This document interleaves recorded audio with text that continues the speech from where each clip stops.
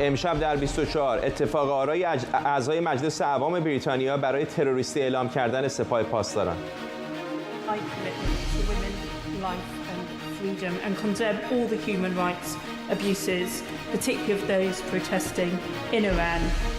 اعضای مجلس عوام بریتانیا به طرحی رأی دادند که از دولت بریتانیا میخواد با تروریستی خواندن سپاه همکاری با این نهاد و حمایت از اون رو جرم کیفری محسوب کنه. نقشه دشمن نقشه جامعی بود. محاسبه دشمن محاسبه غلطی بود. تأکید دوباره خامنه‌ای بر خارجی بودن اعتراضات ایران. رهبر جمهوری اسلامی از حامیانش خواسته که در میدان بمونن و به گفته او دچار غفلت نشن. این سازمان یه سازمان تروریستیه. تمام کارامون رو داریم انجام میدیم به خاطر اینکه این پیغامو برسونیم، به خاطر اینکه یه ایمپلیکیشن هایی هست، یه دونه گفتگو با مجید جوهری نماینده ایرانی تبار پارلمان کانادا درباره کفالت سیاسی زندانیان، دیدار جنجالیش با نمایندگان مجلس ایران و انتقادها به رویکردش در مقابل جمهوری اسلامی. خیلی طول می‌کشه. Okay. Classified material next to your Corvette. What were you thinking? و از سری دوم مدارک محرمانه این بار در خانه بایدن. رئیس جمهوری آمریکا گفته با وزارت دادگستری کاملا همکاری می‌کنه. از واشنگتن دی سی این 24 است با فرداد فرحزاد. بینندگان ایران اینترنشنال در ایران و سراسر جهان سلام به شما. ساعتی پیش نمایندگان مجلس بریتانیا در یک رأیگیری از افزودن نام سپاه پاسداران به فهرست سازمان‌های تروریستی حمایت کردند. اعضای مجلس عوام به اتفاق آرا به طرحی رأی دادند که از دولت بریتانیا میخواد با تروریستی خوندن سپاه همکاری با این نهاد و حمایت از اون رو جرمی کیفری محسوب کنه. نکته کلیدی در اینجا اینه که رژیم روز به روز ضعیف‌تر میشه. واضحه که تداوم اعتراضات رژیم رو به مرز فروپاشی کشونده. متاسفانه اعدام‌هایی که انجام شده تنها موارد نیستن. موارد بیشتری در راهه. روز شنبه محمد مهدی کرمی قهرمان 21 ساله کاراته و سید محمد حسینی مربی ورزش کودکان اعدام شدند. 41 معترض هم پیام‌هایی درباره حکم اعدام دریافت کردند. همونطور که گفتم سپاه نه تنها مردم ایران بلکه مردم کشورهای دیگه از جمله بریتانیا رو هم تهدید میکنه. روزنامه‌نگارانی که از اعتراضات ایران گزارش میدادن بارها مورد تهدید قرار گرفتن و لباس شخصی‌ها در خونه‌ها و دفاتر مردم دیده شدند. من پلیس ضد تروریسم بریتانیا رو به خاطر هشدار به روزنامه‌نگارها درباره حمله احتمالی تحسین میکنم. وقتی گسترش قابل توجه تهدیدات جمهوری اسلامی رو به خصوص در خاک بریتانیا میبینیم، یعنی وقتشه که سپاه رو در فهرست گروه‌های تروریستی بذاریم. باب بلکمن بود نماینده محافظه‌کار مجلس نمایندگان بریتانیا در همین جلسه. آلیشیا کرنز نماینده دیگر محافظه‌کار مجلس عوام با اشاره به سرکوب گسترده معترضین به ویژه زنان در چند ماه گذشته و خبر حکم اعدام علیرضا اکبری شهروند ایرانی بریتانیایی گفته در صورت اجرای حکم دولت بریتانیا باید جمهوری اسلامی پاسخگو کنه. دو سوال وجود داره که چرا حالا حکم اعدام علیرضا اکبری که مدت زیادی است در بازداشت بوده مطرح شده. این تاکتیک قدیمی رژیم ایرانه که افراد رو تا زمانی که لازم داره نگه می‌داره، برای اینکه ایران همونطور که باید تحریم شده و جمهوری اسلامی کارت‌های بسیار کمی برای بازی داره. به همین دلیل اونها افراد با تابعیت بریتانیایی رو در زندان نگه می‌دارن تا زمانی که لازم دارن ازشون استفاده کنن. جمهوری اسلامی این کارو میکنه تا بگه قیام مردم ایران یک خیزش خودجوش مردمی نبوده و بریتانیا، آمریکا و اسرائیل به قول خودشون این آدمهای بد بلند شدن و یک انقلاب تقلبی به راه انداختن. یا این کارو میکنه چون این شخص قبلا معاون وزیر دفاع بوده و الان دبیر شورای عالی امنیت ملیه که البته نسبتاً معتقد به برخورد معتدلتری در رابطه با معترضین در چند ماه گذشته داشته. آیا این یک هشدار به وزیر دفاع سابقه؟ این رو نمیدونیم، اما در نتیجه فرقی نمیکنه. جمهوری اسلامی یک دو تابعیتی رو برای چانه‌زنی و اهداف سیاسی داخلی خودش گروگان گرفته و این اشتباه اگر ایران این شخص رو اعدام کنه. باید عواقبی داشته باشه. باید هدف تحریم‌های بیشتری قرار بگیره. ما باید کاردار سفارت جمهوری اسلامی رو از بریتانیا اخراج کنیم و سفرای خودمون رو از ایران فرا بخونیم. در همین جلسه نمایندگان مجلس عوام بریتانیا همینطور خواستار توقف سرکوب اعتراضات در ایران و آزادی معترضان زندانی شدند. همکارم امید حبیبی نیا از لندن به ما پیوسته و این جلسه رو با جزئیات بیشتری دنبال کرده. امید، چه گذشت امروز؟ صبح در مجلس عوام بریتانیا بود، درباره ادامه اون موشنی بود که روز در واقع 6 ژانویه قرار بود که به بحث گذاشته بشه و ادامه کارهایی بود که کمیته روابط خارجی پارلمان بریتانیا در واقع از ماه دسامبر شروع کرده بود. در ماه دسامبر اینا باید یادآوری بکنم که کمیته روابط خارجی پارلمان بریتانیا جلسه ای را با حضور لرد احمد معاون وزارت خارجه که در امور در واقع خاورمیانه هست دعوت کرد و از اون خواستش که توضیحاتی در مورد رویکرد دولت بریتانیا نسبت به اعتراضات و حمایت از خیزش انقلابی مردم ایران بده و همچنین در واقع محکوم کردن سرکوب معترضان و اون جلسه در واقع ادامه این مسائلی بود که در پارلمان بریتانیا بحث شد و شما هم در واقع بهش اشاره کردین. باب بلکمن در واقع امروز این جلسه رو به اصطلاح خواسته بود که تشکیل بشه که در مورد اون موشن بحث بشه، اون قطعنامه بحث بشه و اکثریت نمایندگان مجلس عوام در واقع موافق این قطعنامه بودن. این قطعنامه البته الزام آور نیست، ولی لئو دوچرتی در واقع معاون وزارت خارجه بریتانیا که در اون جلسه حضور داشت سخنانی ایراد کرد و گفتش که ما به شدت نگران وضعیت حقوق بشر در ایران هستیم. البته قبل از اون هم در واقع وزیر خارجه بریتانیا گفته بود که کلیت سپاه پاسداران تحریم هست ولی سپاه پاسداران به عنوان سازمان تروریستی شناخته نشده بود.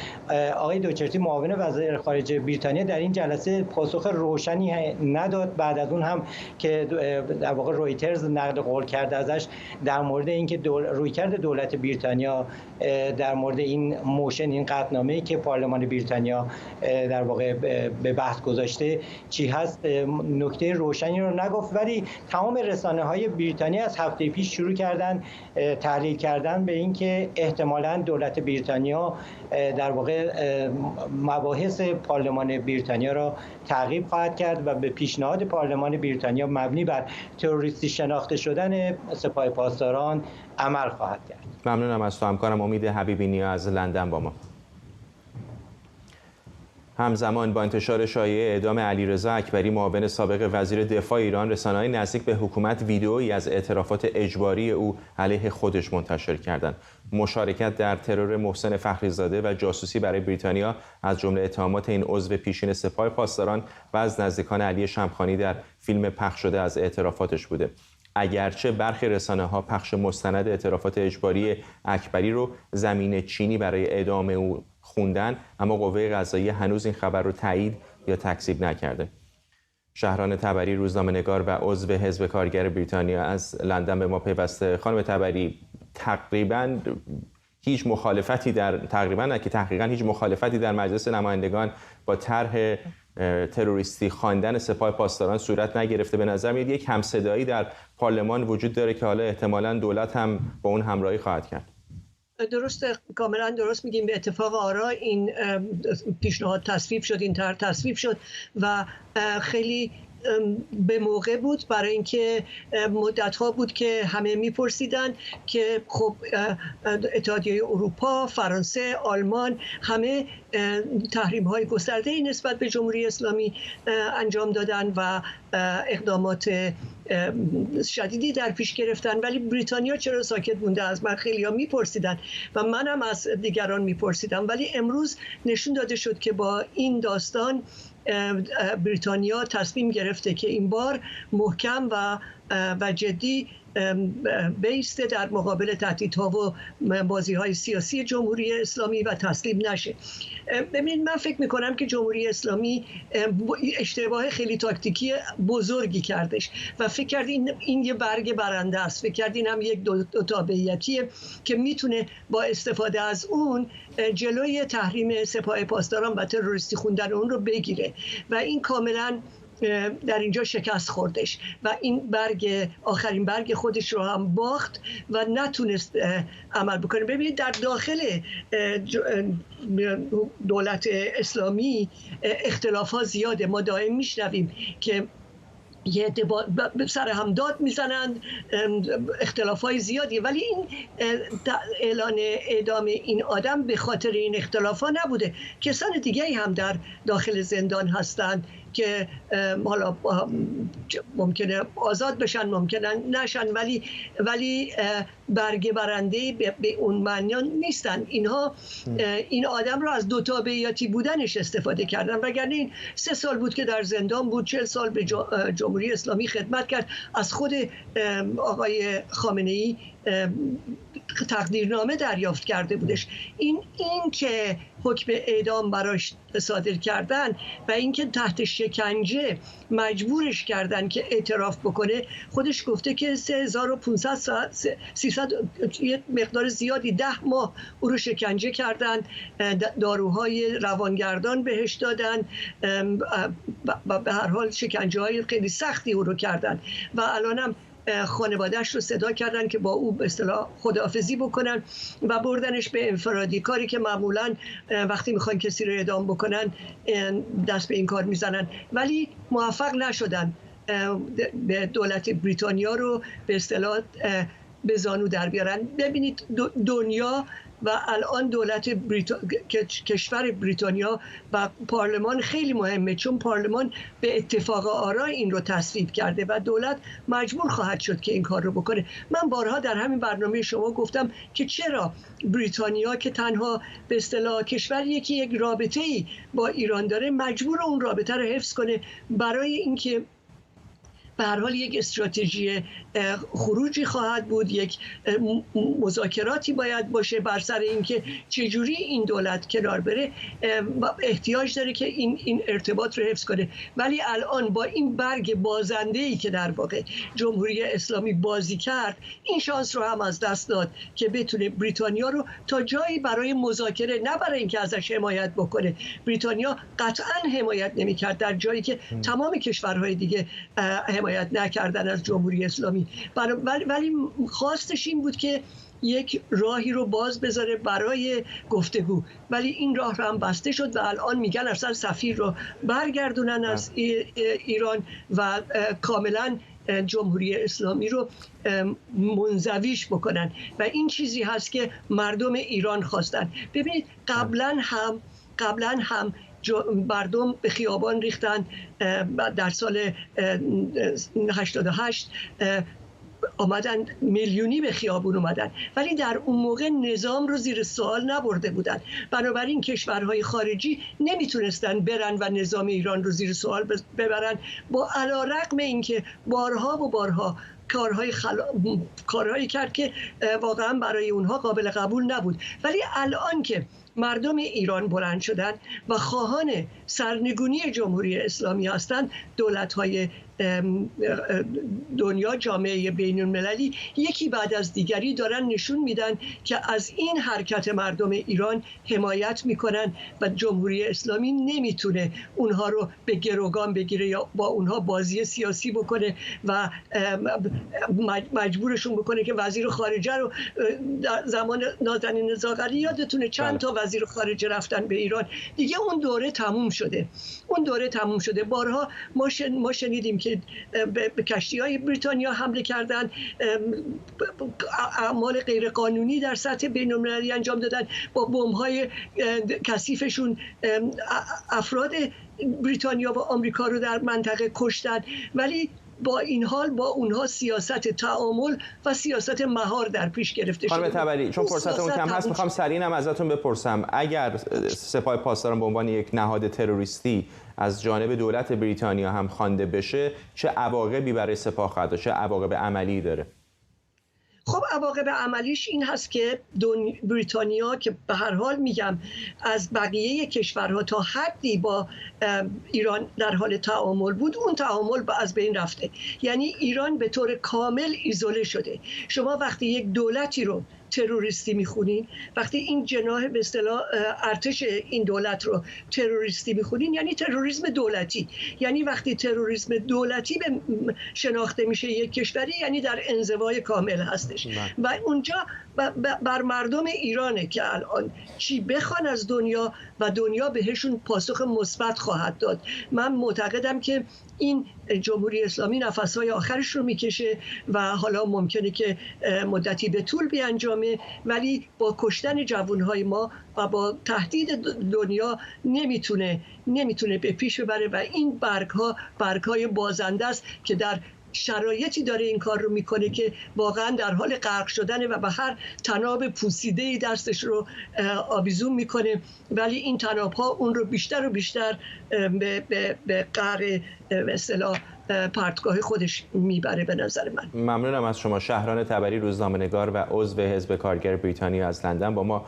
باز هم تایید و تاکید بکنم که شایعه اعدام عضو پیشین تیم مذاکرات هسته‌ای آقای اکبری هنوز توسط مقامات رسمی ایران تایید نشده. اگر چنین اتفاقی صورت گرفته باشه فقط بعضی از رسانه‌ها اون رو منتشر کردن که ما هنوز نمیتونیم تایید یا تکذیبش بکنیم.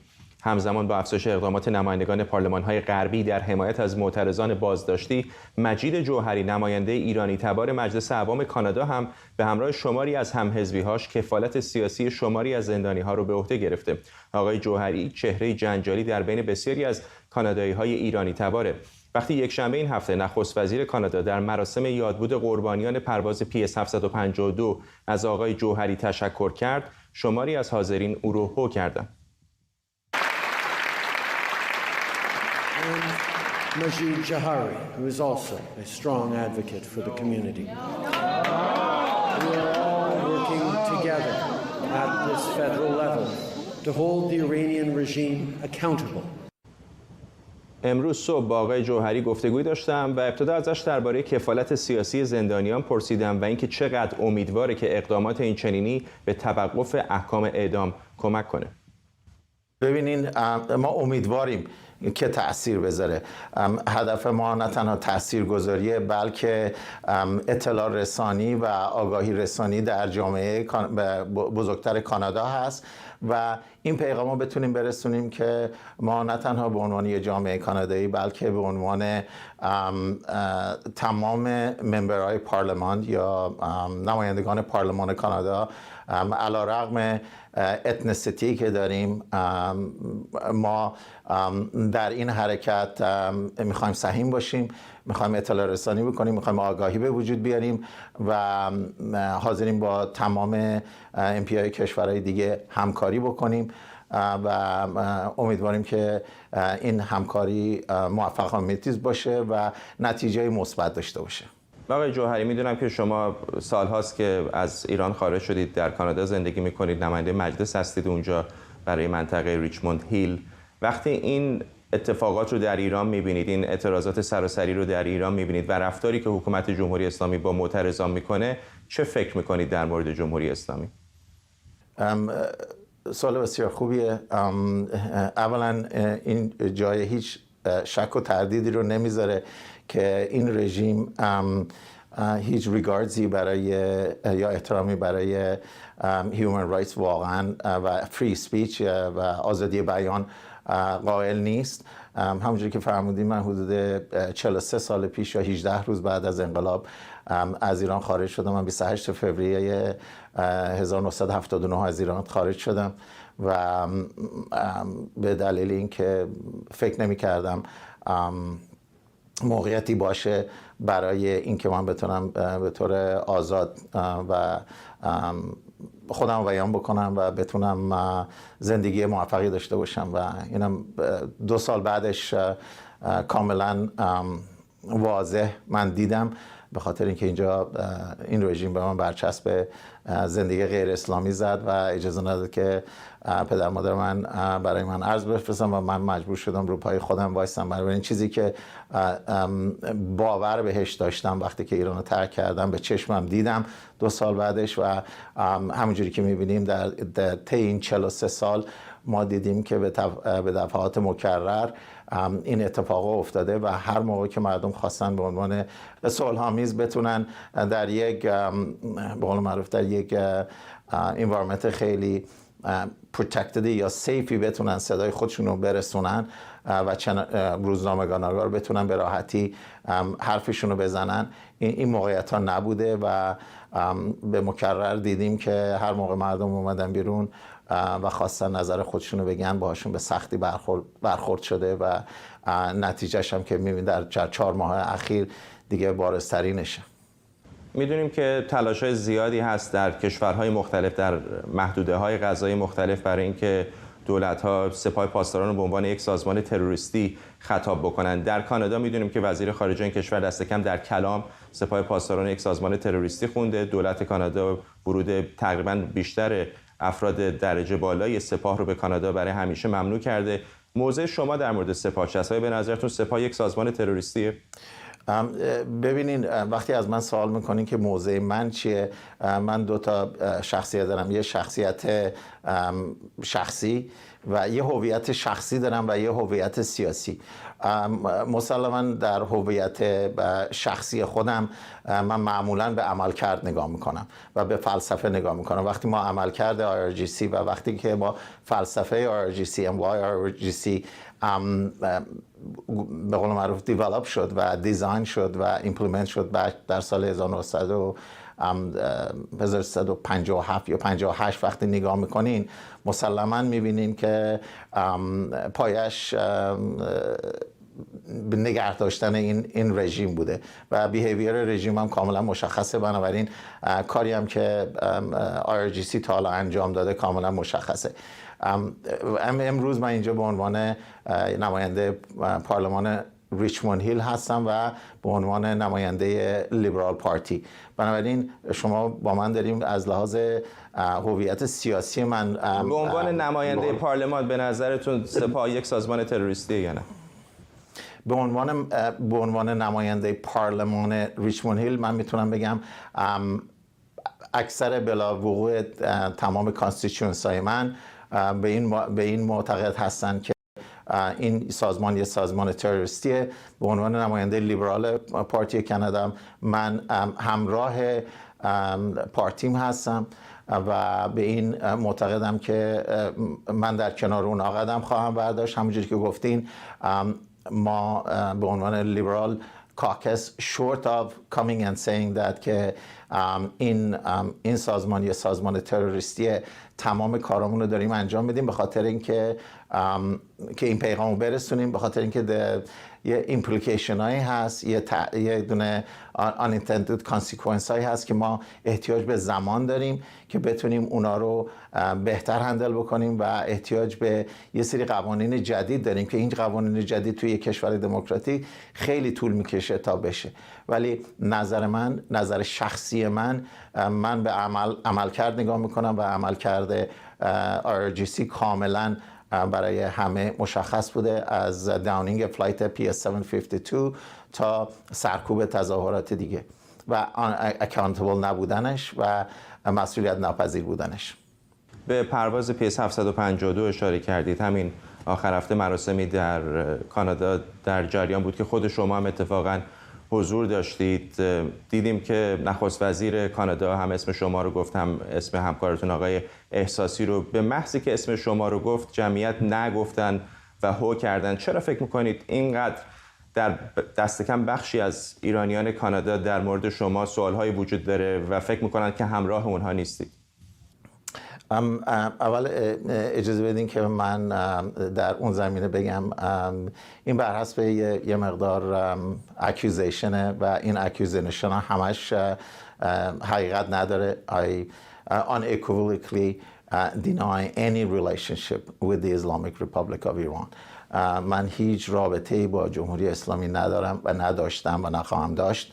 من هیچ وقت رپرزنتیتیوشون نبودم. ولی باشون ملاقات کردید، اینطور نیست؟ با مقامات جمهوری اسلامی ملاقات کردید؟ من با مقامات جمهوری اسلامی ملاقات نکردم. من با 3 تا نماینده پارلمان ایران وقتی که برای یه جلسه اومده بودن طبق خواسته طبق دعوت اونا و قبول دولت به قول معروف اپرووال از به حال با نمایندگان مجلس جمهوری اسلامی دیدار کردید دیگه و همینطور با نماینده جمهوری اسلامی در سازمان هوانوردی بین‌المللی. نه، من با نماینده جمهوری اسلامی در هوانوردی دیدار نداشتم. با نماینده ایران در ایکائو دیدار نداشتم؟ نه نداشتم. به هر حال چه فکر میکنید در مورد این واکنش‌ها؟ دیدم فقط در این اتفاق مربوط به پرواز PS 752 این سالگردش نبود، در بعضی از تظاهرات دیگری هم که شما در تورنتو و شهرهای دیگر شرکت کردید تصاویرش منتشر شده که تعداد زیادی از ایرانیان کانادا میان به شما معترض میشن. حالا شما میگید که اتهامات غلطی است ولی شما رو به شکلی متهم میکنن که دست کم با رژیم جمهوری اسلامی آنطور که باید و شاید برخورد نکردید. از کجا نشأت میگیره به نظرتون؟ یا همه این افراد دارن قضاوت اشتباهی در مورد شما میکنن؟ کسایی که این حرف رو میزنن دارن قضاوت اشتباه میکنن و من فکر نمی کنم این نظری که شما بیان میکنین نظر جامعه به طور کلی باشه. تعدادی گروهی هستن که به خاطر اتفاقی که در انتخابات درون حزبی اتفاق افتاد این به قول معروف این ریزنتمنت رو هنوز دارن کری میکنن. من همونجوری که خدمت شما گفتم و همه جا هم گفتم unequivocally deny any relationship or any support. اگر حرکتی هم بوده حرکت با همکاری نزدیک و اطلاع دولت کانادا و فورن افیر بوده. به رویکرد جمهوری اسلامی اشاره کردید. حالا که رویکردش رو به شخصه تجربه کردید به خصوص در این سالهای اخیر و اتفاقات امروز ایران رو هم دارید از نزدیک میبینید و دنبال میکنید، آیا فکر میکنید که هنوز دریچه‌ای برای مذاکره یا اصلاح جمهوری اسلامی وجود داره یا اونطوری که بسیاری از معترضان در خیابانها فریاد میزنن این حکومت باید از برداشته بشه؟ ببینید شما اگه نظر شخصی منو میپرسین و تجربه من میپرسین، من تجربه و نظر شخصی رو بهتون آردی گفتم. به نظر من جایی نیست. اگر نظر گاورمنت منو به عنوان نماینده پارلمان می‌سازین و به عنوان نماینده پارلمان لیبرال میپرسین، خب اگر آدم بخواد جلو بره حتما باید از یه طریقی یه پیغامی رو برسونه. حالا ما مجبوریم که با کشورهای به قول معروف دوستمون یا our friends and allies با اونا کار بکنیم که بتونیم پیغاممون رو برسونیم. حالا ما الان موقعیت سوشال میدیا وجود داره که ما بتونیم از طریق سوشال میدیا خیلی حرفا رو برسونیم. بذارید ساده‌تر بپرسم، اگر نمایندگان ایران، نمایندگان مجلس ایران دوباره بخوان با شما دیدار بکنن، صحبت بکنن، بیان به کانادا مذاکره بکنن، آیا باز هم اونها رو میپذیرید؟ در حال حاضر تا عملکردشون و عملکرد این رژیم عوض بشه نه. و امید دارید که عملکردشون عوض بشه؟ در حال حاضر من بر حسب دید و چیزی که دیدم سابقه که دیدم فکر نمی کنم عملکردشون عوض شه، ولی من اصلا به این معتقد هستم که نمایندگان پارلمان ایران واقعا قدرتی در این مسئله ندارن، بنابراین حتی دیدار با اونا میتونه خیلی بی‌معنی باشه. گفتگوی بود با مجید جوهری، نماینده ایرانی تبار پارلمان کانادا. علی خامنه‌ای در دیدار با شماری از مداحان جمهوری اسلامی بار دیگه اعتراضات سراسری رو به کشورهای خارجی نسبت داده. خامنه‌ای از یک طرف گفته دشمن در تخریب جمهوری اسلامی شکست خورده، اما از سوی دیگه از مداحان و دیگر حامیان نظام خواسته همچنان در میدان بمونن و به گفته او دچار غفلت نشن. رهبر جمهوری اسلامی از مداحان خواسته چنانچه در سال 1388 به گفته او نقش آفرینی کردن، در اعتراضات سراسری اخیر هم نقش بازی کنند و به گفته او به ایجاد تحول و روزآمد کردن کشور کمک کنند. در این قضایای اخیر نقشه دشمن نقشه جامعی بود. محاسبه دشمن محاسبه غلطی بود. این مهمه. نقشه دشمن نقص نداشت. منتها محاسبه دشمن برای پیاده کردن این نقشه محاسبه غلطی بود. اینی که میگیم نقشه دشمن نقشه جامعی بود یعنی همه عوامل مسلطی که یک قدرت میتوانه برای اخلال و تخریب در یک کشوری به کار ببره، همه این عوامل را به کار انداخت. علی خامنه‌ای در هفته‌های اخیر با گروه‌های مختلف تبلیغاتی، فرهنگی و نظامی حامی نظام دیدار کرده. محسن سازگارا، عضو شورای مدیریت گذار از واشنگتن با ماست. آقای سازگارا، کار دیگه به درخواست کمک از مداحان رسیده.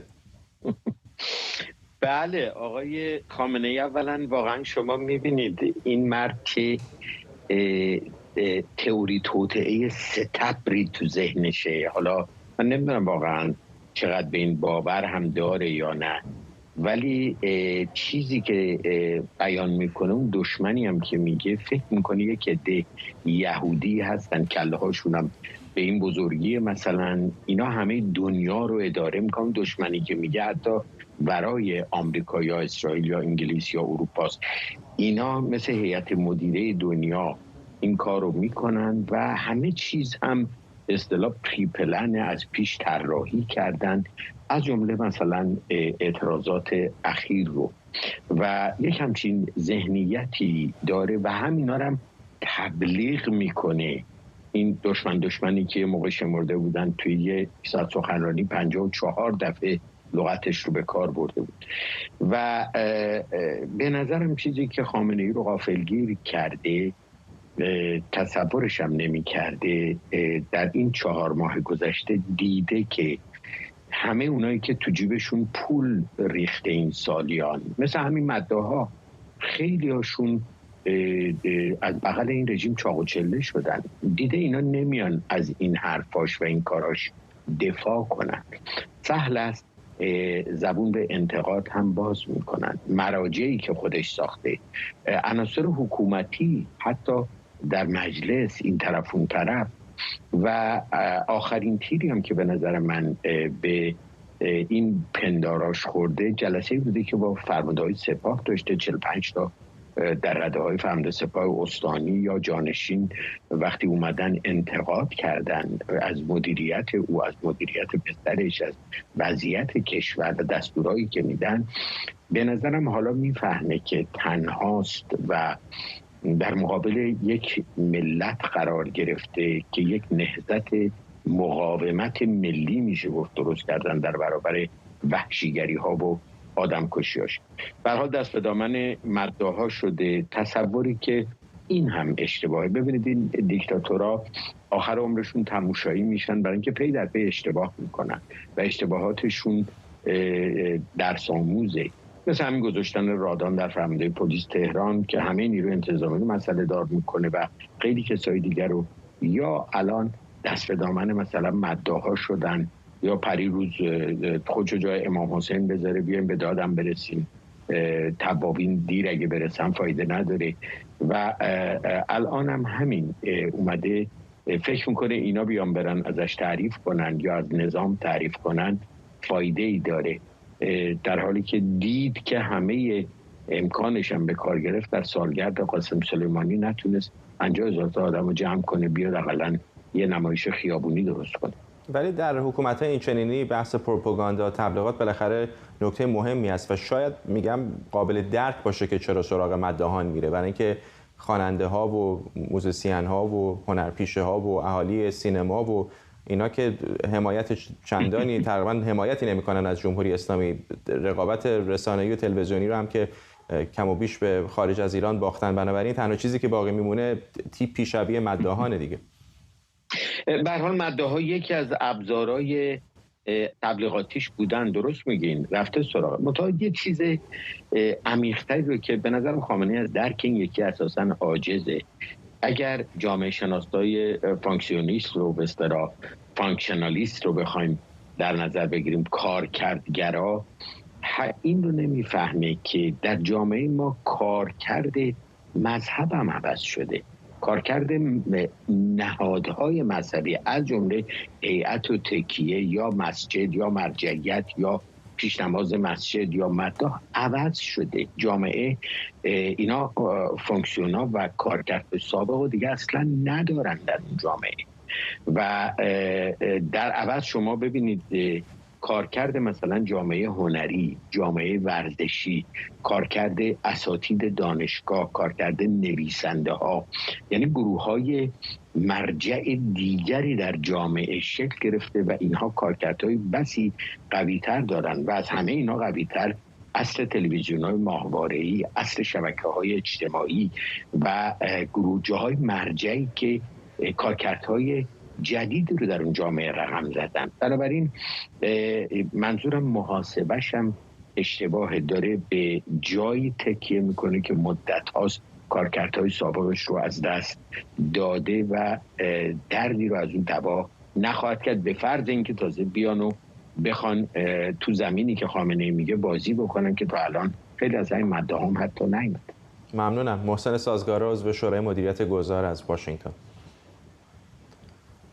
سازمان دیدبان حقوق بشر در 33مین گزارش سالانش گفته ماموران جمهوری اسلامی در سرکوب مردم از نیروی کشنده قهریه و بیش از حد استفاده کردند. در این گزارش اومده که اونها از شاتگان، تفنگ جنگی و هفت‌تیر علیه جمعیت معترض و در موقعیت‌هایی استفاده کردند که اون موقعیت‌ها عمدتاً مسالمت‌آمیز بودند.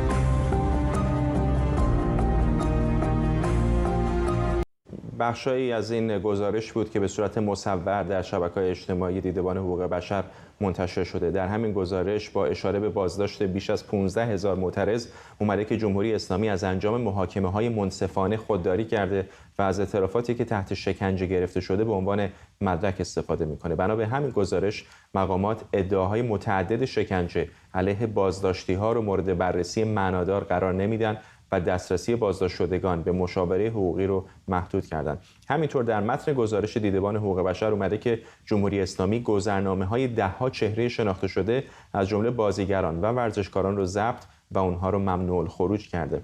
مریم رحمتی همکارم از مقابل دفتر مرکزی دیدبان حقوق بشر با ماست با جزئیات بیشتر در مورد این گزارش. مریم. فرداد، دیدبان حقوق بشر در گزارش 700 صفحه‌ای که منتشر کرده در مورد وضعیت حقوق بشر در کشورهای مختلف جهان در سال 2022 بررسی‌های انجام داده. در بخش ایران این گزارش از مرگ مهسا امینی به دست نیروهای گشت ارشاد اشاره میشه و شروع میشه و بعدش اعتراضات سراسری و سرکوب خشونت آمیز و مرگبار معترضین توسط نیروهای سرکوب جمهوری اسلامی. همونطور که تو اشاره کردی گفته شده در این اعتراضات در 4 ماه گذشته از سلاح‌های گرم استفاده شده، از جمله تفنگ‌های جنگی، هفت‌تیرها و شاتگان‌ها که بر علیه معترضینی که به طور مسالمت آمیز داشتن اعتراض می‌کردن به خاطر حقوق اولیه خودشون. در این گزارش همچنین دیدبان حقوق بشر گفته که 350 نفر، نزدیک به 350 نفر از جمله 52 کودک در جریان اعتراضات در ایران در 3 ماه گذشته کشته شدن. ولی فرداد، ما میدونیم که تعداد و آمار کشته شدگان در 4 ماه گذشته خیلی بیشتر از این هاست. سازمان‌های حقوق بشری دیگه گزارش دادن که بیش از 500 نفر از جمله کودکان و نوجوانان توسط نیروهای امنیتی جمهوری اسلامی در این ماه‌ها کشته یا به قتل رسیدند. در بخش دیگری از گزارش دیدبان حقوق بشر همونطور که تو اشاره کردی اشاره شده به 15,000 بازداشتی و اینکه چطور این بازداشتی‌ها شامل خبرنگاران، فعالین حقوق بشر و همچنین وکلایی هستند که در این ماه‌های گذشته همراهی خودشون رو با خیزش انقلابی مردم ایران اعلام کردن و بعد بازداشت شدن و 15,000 نفر هستند که در بازداشتگاه‌ها و زندان‌های جمهوری اسلامی فعلا به سر میبرند. گفته شده احکام سنگینی برای این بازداشتی‌ها و معترضین بریده میشه، از جمله محاربه و همچنین همونطور که تو اشاره کردی اعترافات اجباری و شکنجه ها. گفته شده که 109 زندانی و معترضی که بازداشت شدن در این ماه‌های گذشته به گفته این گزارش در معرض خطر اعدام هستند، ولی بازم ما گزارش‌هایی را داریم از سازمان‌های دیگه حقوق بشری که گفتن تعداد کسانی که در معرض اعدام هستند بالاتر هست. دسترسی آزاد به اطلاعات و اینترنت اشاره شده که چطور جمهوری اسلامی دسترسی آزاد به اطلاعات رو کلاً بسته و مردم در ایران به اینترنت دسترسی ندارن. همچنین اشاره شده به این که خیلی از افراد شناخته شده ایران، سرشناس‌هایی که میخوان از کشور بیان بیرون، پاسپورتاشون ضبط شده، ورزشکارانی که پاسپورتاشون ضبط شده و اجازه خروج از کشور رو ندارن. همچنین گفته شده که نقش منفی جمهوری اسلامی در موضوعات تغییرات اقلیمی یکی از موضوعات نقض حقوق بشر هست که انجام شده. گفته که جمهوری اسلامی یکی از بزرگترین تولید کنندگان گازهای گلخانه‌ای هستش. در بخش دیگری از این گزارش اشاره شده به طرح حمایت از خانواده و جوانی جمعیت که در دولت رئیسی به تصویب رسید توسط مجلس و گفته شده که این نقض میکنه حقوق بشر و حقوق زنان.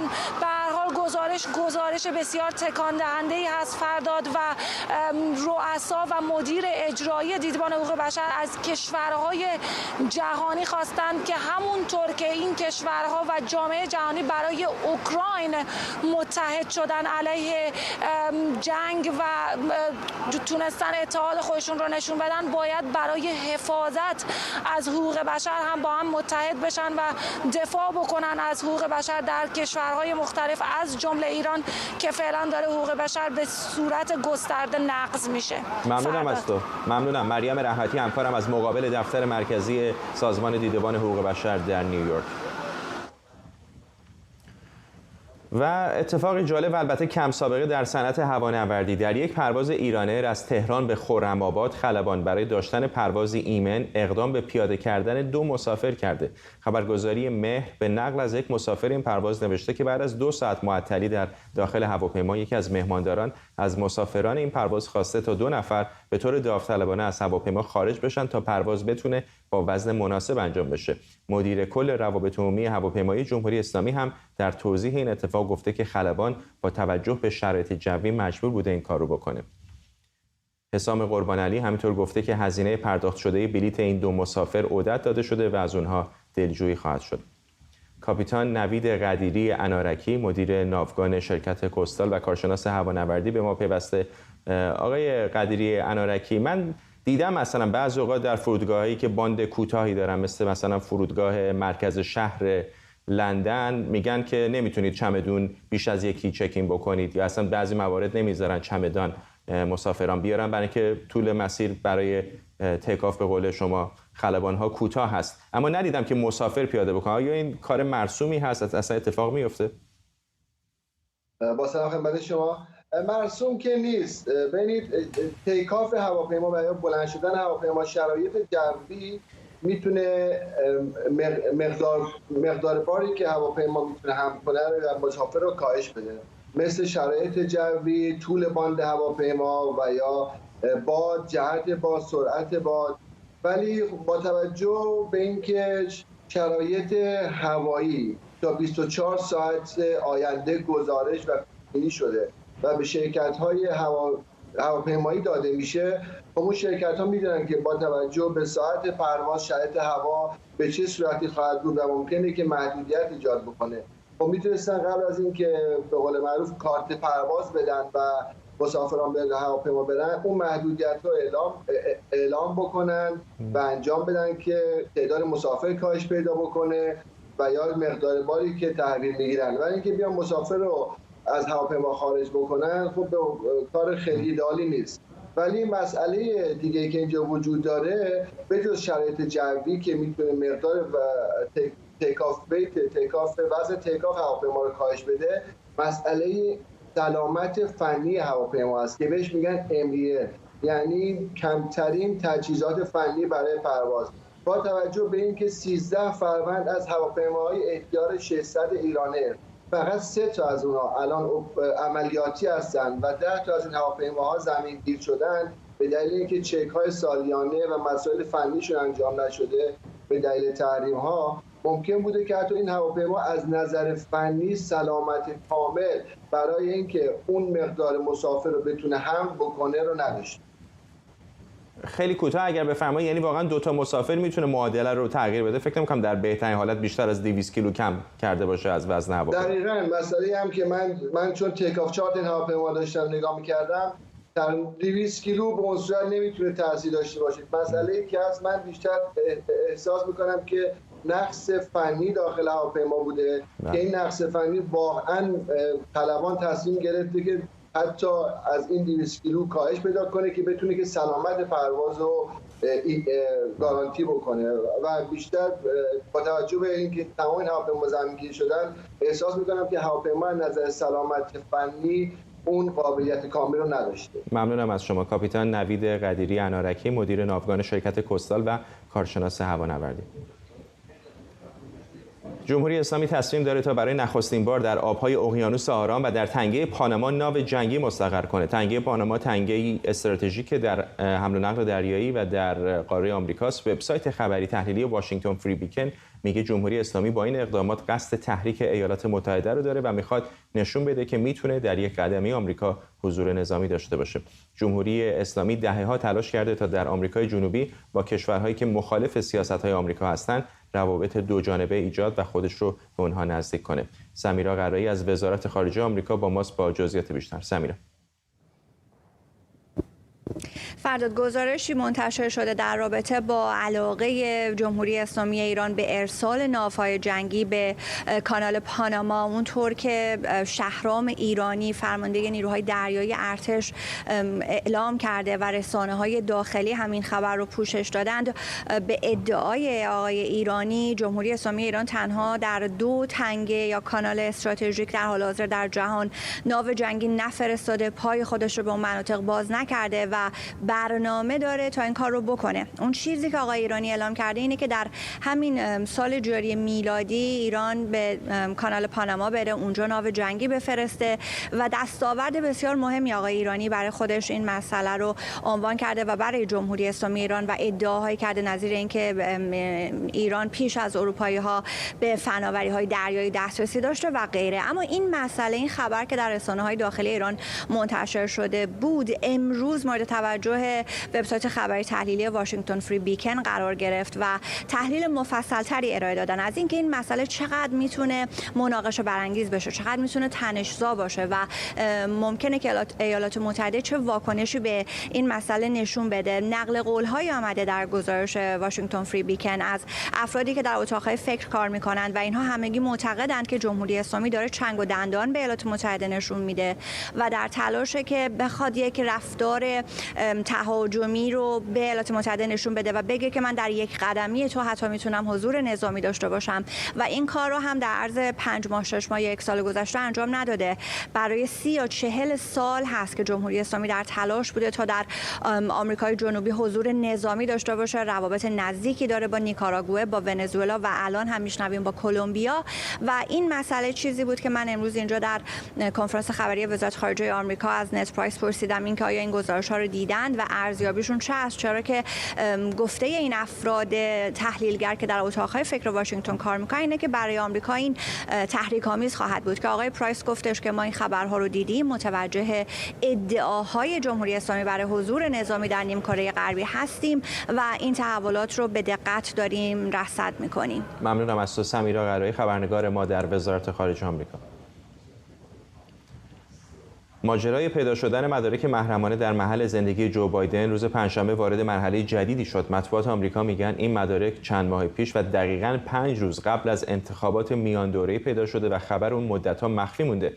نیویورک تایمز، CNN و فاکس نیوز میگن بسته اول مدارک در مرکز دیپلماسی پن بایدن پیدا شده بود. جو بایدن امروز در کنفرانس مطبوعاتیش گفت بسته دوم مدارک در گاراژ خونه او در ایالت دلور و در کنار اتومبیل شورلت کوربت او پیدا شده. کوین مکارتی رئیس جدید مجلس نمایندگان آمریکا هم گفته که کنگره باید درباره این مدارک تحقیق کنه. بریم به خود کنگره آمریکا و همراه بشیم با آرش علایی که این خبر رو از نزدیک دنبال کرده و جزئیات بیشتری داره. آرش.